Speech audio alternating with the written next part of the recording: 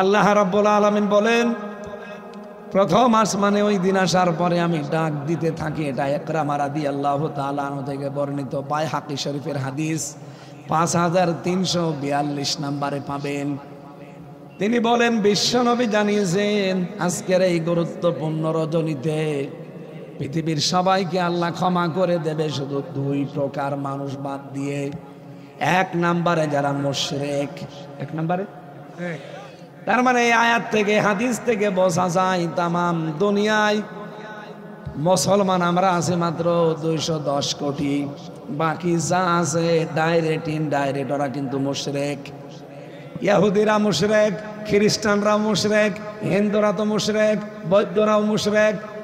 কারণ এক আল্লাহ বাদে অন্য কাউকে তারা মানে। খ্রিস্টানরা 3 খোদায় বিশ্বাসী, এই জন্য তারা মুশরিক। কথা বলেন না কেন? ইহুদিরা উজার আলাইহিস সালামকে আল্লাহর সন্তান বলে মনে করে, এই জন্য তারা মুশরিক। আর হিন্দুরা তো 12 মাসে 33 কোটি দেবতা ওদের। দুনিয়াতে যারাই আছে মুসলিম বাদ দিয়ে সব এক কথায় কি, আরো জোরে বলেন, এদেরটা চ্যাপ্টার বাদ। পৃথিবীতে এমন কোন নবী আল্লাহ পাঠাননি যাদেরকে এই সংবাদটা দেননি। ওয়া উহিয়া ইলাইয়া ইলা আখির আয়াত সূরা জুমারের ভেতরে আল্লাহ জানিয়েছেন, হে নবী, আমি আপনার প্রতি আর আপনার পূর্বে যত নবী পাঠিয়েছিলাম প্রতিটি নবীর প্রতি এই করেছি যে তোমরা যাই করো না কেন শিরিক করবা না। যদি কেউ শিরিক করে তার পেছনের যত ভালো কাজ আছে আল্লাহ সব নষ্ট করে দেয়। বলেন নাউজুবিল্লাহ। শুধু এতটুকু আল্লাহ শেষ করেননি, ওয়ালা তাকুনান্না মিনাল খাসিরিন। শুধুমাত্র তার ভালো কাজগুলো নষ্ট হবে না, ওই মানুষটার জীবন হয়ে যাবে ক্ষতিগ্রস্ত। সাতক্ষীরাবাসী আল্লাহ পাক যদি বলে ক্ষতিগ্রস্ত জীবন, সেখান থেকে মুক্তি পাওয়ার জন্য চেষ্টা করা লাগবে না। এখন আমরা যেহেতু মুসলিম দাবি করছি, আমাদের ভেতরে শিরিক যদি ঢুকে পড়ে আমরাও কিন্তু মুশরিক হয়ে যাব। আর মুশরিক হলে এই সবে বরাতে বলেন নিসফে শাবানে আপনার মাফ হয়নি। তাহলে মাফ পাওয়ার জন্য সামনে কোনো শিরিকের কিছু থাকলে বাদ দেওয়ার দরকার নেই। বলেন বলেন, শিরিক কি? শিরিকের প্রকার ভেদ আছে, অনেক প্রকার পেয়েছি আমি তাফসিরে। শিরিক বিল জাত, শিরিক বিল সিফাত, শিরিক বিল ইখতিয়ারা, শিরিক বিল হুকুক, এরকম 120 প্রকার আছে আমি তাফসিরে ফি জিলালিল কোরআনে পেয়েছি। এখন আল্লাহর কথা আমি এক বাক্যে আপনাদেরকে এক কথায় জানাচ্ছি, আল্লাহ যেটা পারে ওইটা অন্য কেউ পারে, এই বিশ্বাস করার নাম শিরিক। বলেন বলেন, এই মাইকের আওয়াজ কমে যাচ্ছে, আওয়াজ বাড়িয়ে দেন। আল্লাহ যেটা পারে ওটা অন্য কেউ পারে, এই বিশ্বাস করার নাম কি? শিরিক যে করে সে কি? আরো জোরে বলেন। সবে বরাতে মুশরিকদের মাপ আছে নেই? আমরা এখন কোন শিরকি কাজ করছি কিনা দেখেন তো। এই যে সন্তান দিতে পারে কে, এটা অন্য কেউ পারে, এই বিশ্বাস করার নাম যেহেতু শিরিক। এই জন্য যারা এসেছেন নারীরা, অনেক মেয়েরা ছেলে মেয়ে না হলে ওরা পাগল হয়ে যায়। আমাদের জাতির পিতা 86 বছর বয়সে সন্তান পেয়েছিলেন, তিনি পাগল হননি। 86টা বছর একবারে তিনি বারবার বলতেন রব্বি হাবলি মিনাস সালিহিন। আল্লাহ 86 বছর পরে তার দোয়া কবুল করে বলেছিলেন ফাবাশশারনাহু বিগুলামিন হালিম। আর আপনার 86 দিন পার হয় না, আপনি পাগল হয়ে যান। আমরা তো এমন বাবার সন্তান যিনি জীবনে কোনোদিন শিরিক, আরো জোরে বলেন, এজন্য আমাদের শিরিক মুক্ত জীবন তৈরি করা লাগবে। মেয়েদেরকে বলছি সন্তান যদি না হয় না হোক, কোনো মাজারে, কোনো বাবার কাছে, কোনো খাদেমের কাছে যাওয়া যাবে। বিভিন্ন জেলায় গেলে বলে হুজুর আপেল পড়ে দেন। সেদিন বগুড়ায় গিয়েছিলাম, এক লোক এসে বলছে হুজুর আপেল পড়ে দেন। আর আমি কি দিয়ে আপেল পড়বো? সূরা ফাতিহা ছাড়া তো আমি কিছু জানি না। পড়তে আরম্ভ করেছি, আমার গানের কাছে মুখ নিয়ে বলছে হুজুর এমন আপেল পড়বেন যেন সেইলে হয়। ও, আমি চাইলে কি ডাউনলোড করে দেব?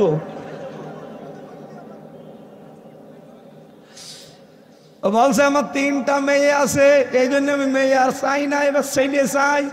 এমন আপেল পড়বেন যেন এ বাড়ি ছেলে হয়। আমি বললাম আপেল ফেরত নেন। আপেল পড়া দিয়ে যদি ছেলে হয় তো আমার 3টা মেয়ে, আমি আপেল খাওয়াতাম আমার ম্যাডামকে। এই কথা বলছে না কেন?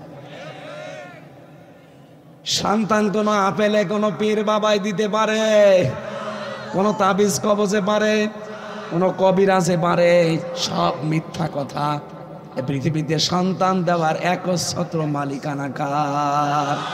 এজন্য আল্লাহ যেটা পারে ওইটা অন্য কেউ আইন দিতে পারে কে? আলাহুল খালকু ওয়াল আমরু। সূরা আরাফের 54 নম্বর আয়াতের মাঝের অংশে আল্লাহ বলেন, আমি বানিয়েছি দুনিয়া, আমার আইন চলবে। সুতরাং আল্লাহর এই দুনিয়ায় আল্লাহর আইন বাদ দিয়ে যারা অন্যের আইন প্রতিষ্ঠার চেষ্টা করছেন, আপনি কিন্তু প্রকারান্তে মুশরিক। এরকম মুশরিক যশোর সাতক্ষীরায় নেই।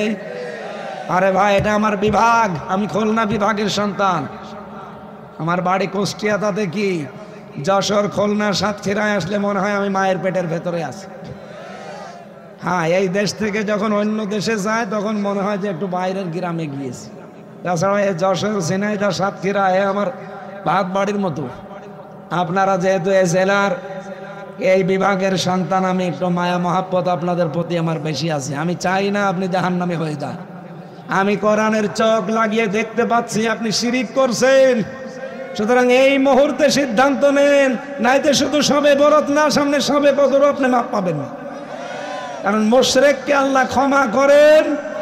বলেন, আল্লাহর আইন বাদ দিয়ে কারো আইন প্রতিষ্ঠার জন্য দল করা যাবে না, ভোট দেওয়া যাবে না। এই কথা বলেন না কেন?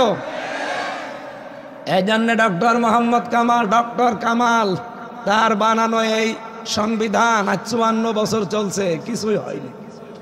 চোর গেলে ডাকাত হয়, ডাকাত গেলে খুনি হয়। এমনকি গাঁজা ঘোর গিয়ে দেখি জেলের ভেতরে গাঁজার গাছ লাগিয়েছে।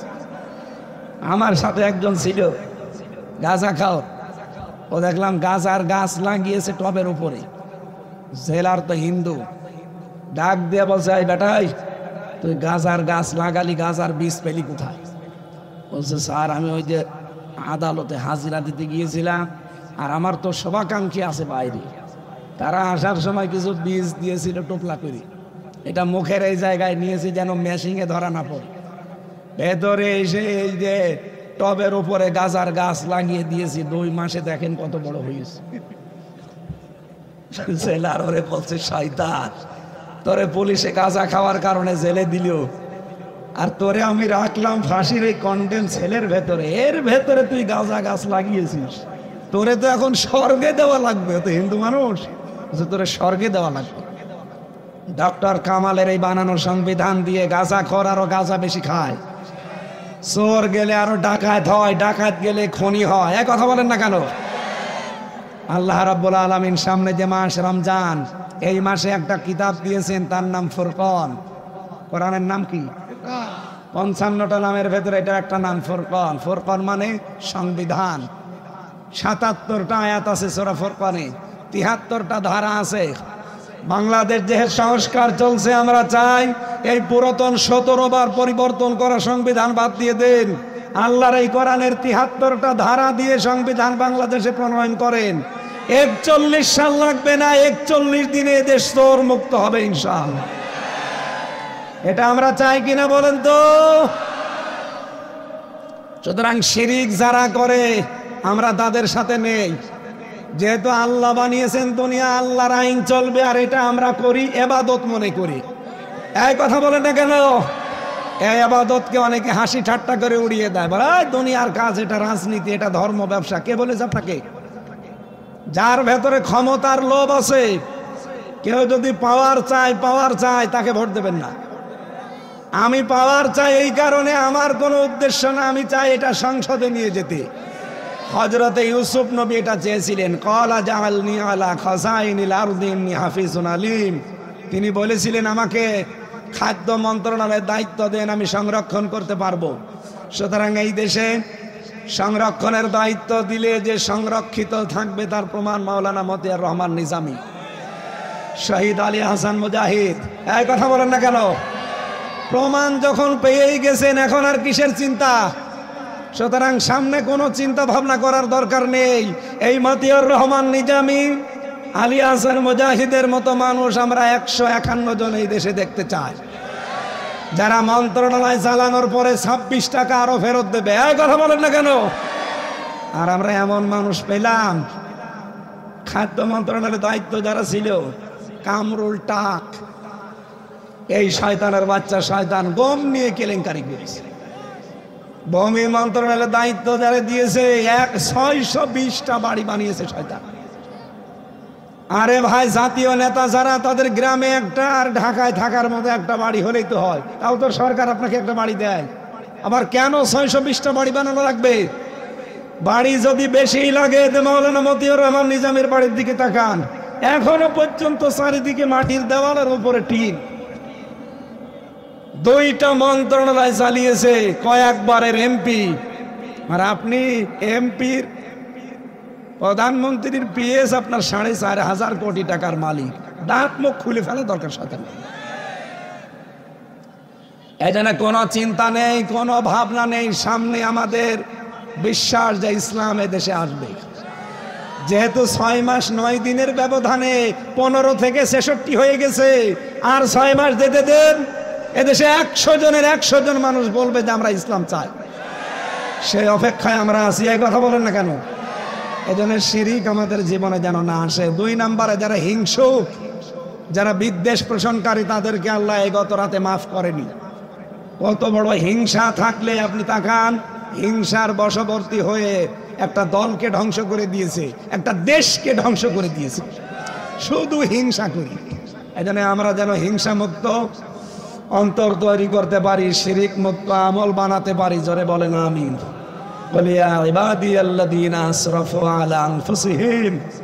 হে নবী, আমার বান্দাদেরকে বলেন, তারা নিজেদের উপরে জুলুম করে যারা নিজেদেরকে নষ্ট করে ফেলেছে, লা তাকনাতু মির রাহমাতিল্লাহ, এরা আমার রহমত থেকে যেন নৈরাশ হয়ে না যায়। ইন্নাল্লাহা ইয়াগফিরুয যুনুবা জামিয়া, অবশ্যই আমি আল্লাহ সব অপরাধ মাফ করে দেব। ইন্নাহু হুয়াল গফুরুর রহিম, আমি গফুর এবং রহিম। সুতরাং আল্লাহর এই ঘোষণা অনুযায়ী এই 2টা অপরাধ থেকে আমাদেরকে মুক্ত রাখা দরকার। আমাদের শিরিক মুক্ত আমল দরকার, আর হিংসা মুক্ত অন্তর দরকার। আল্লাহ যেন আমাদের দান করেন। সামনে রমজানের প্রস্তুতি নেওয়ার জন্য আহ্বান জানাচ্ছি। আর 2-3 মিনিট আছে আজানের, আমরা আজকের মতো শেষ করে দিলাম। আমার লিখিত বই আছে জেলখানার, গাড়িতে আছে, ওই যে গাড়িতে, মেয়েদের জন্য নিয়েছেন। আল্লাহুম্মা আমিন। লা হাওলা ওয়ালা কুওয়াতা ইল্লা বিল্লাহিল আলিয়্যিল আযীম। আল্লাহুম্মা গফিরলি ওয়ারহামনি ওয়াহদিনি ওয়াফিনি ওয়ারযুকনি ইয়া রাব্বাল আলামিন। আল্লাহ তাআলা যশোর জেলার শেষ, সাতক্ষীরার শুরু, 2 জেলার মানুষ মিলে কোরআনের মাহফিল সাজিয়েছে। যে যেইভাবে তোমার কোরআনের দিকে এগিয়েছে, তোমার রহমত ওই দিকে এগিয়ে দাও। সম্মানিত মা বোনদেরকে তুমি খাদিজাতুল কুবরার মতো বানিয়ে দাও, তাদের স্বামী সোহাগিনী বানাও। অনেক পরিবারে শান্তি নিয়ে আল্লাহ কোরআনের ইজ্জতে শান্তি দান করো রব্বুল আলামিন। এলাকায় মাটির নিচে যত মানুষ ঘুমিয়ে আছে, কোরআনের ইজ্জতে মাফ করে দাও। আগামীর এই দেশটা তুমি কোরআনের হাতে তুলে দাও। আমার 3.5 হাত পড়ি, এমন কোন জায়গা নেই জালেমরা টর্চার করে না। আমার শরীরটা ধ্বংস করে দিয়েছে। আমার কণ্ঠে এখন মারাত্মক সমস্যা, কথা বলতেও কষ্ট হয়। রব্বুল আলামিন মুসাফির অবস্থায় আছে, মাসলুম অবস্থায় আছে, অসুস্থ আছি। হাজারো বান্দা বান্দে নিয়ে দোয়া করছি, আমার কণ্ঠটা তুমি ভিক্ষা দাও, আমার শরীরটাকে তুমি আগের অবস্থায় ফিরিয়ে দাও।